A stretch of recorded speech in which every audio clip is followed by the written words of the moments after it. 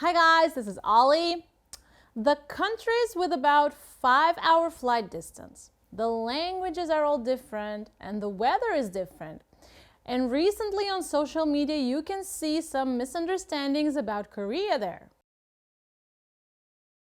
But wait a second, are they really that different? Today we're going to take a look at some surprising similarities between Korea and Southeast Asia you might not know about. Have you ever been asked these questions during the holidays? Did you get a job yet? When are you getting married? I'm sure these are the types of questions that are asked not only in Korea. And did you know this? Surprisingly, it's the same in Vietnam, Thailand, and Indonesia. We actually live in cultures that are so much more similar than we think. Family gathers together, people pay respect to their ancestors and show respect to elders. You can see the same thing during Vietnam's Tet holiday. In Thailand, during Songkran, there is a tradition of pouring water on elders' hands to ask for blessings. It may look different from Korea's New Year's bow, but the meaning is the same. These are all cultures centered around family. Maybe that's why when Korean people meet friends from Southeast Asia, it sometimes feels like meeting relatives. You ever wondered why K-pop is so popular in Southeast Asia? Is it because the songs are so good? Or is it because the performance is so impressive?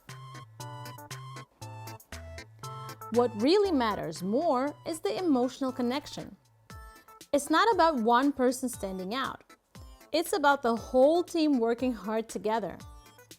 And fans supporting their artists with a strong sense of loyalty, almost like their family.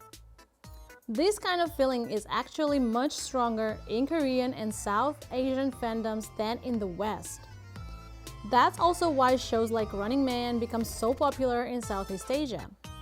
The members joke around and even betray each other sometimes, but in the end, they still take care of each other like brothers.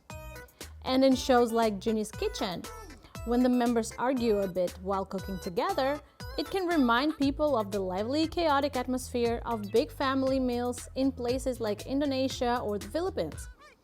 It's that sense of warmth and connection that people relate to.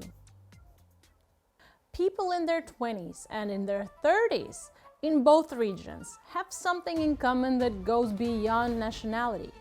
That is the intensity of everyday life. A job seeker in Seoul and a young person in Jakarta, for example, often deal with the same worries.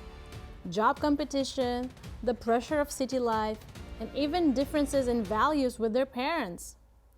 That's why many young people in Indonesia find comfort in Korean dramas and webtoons. The struggles of the main characters often feel like their own stories.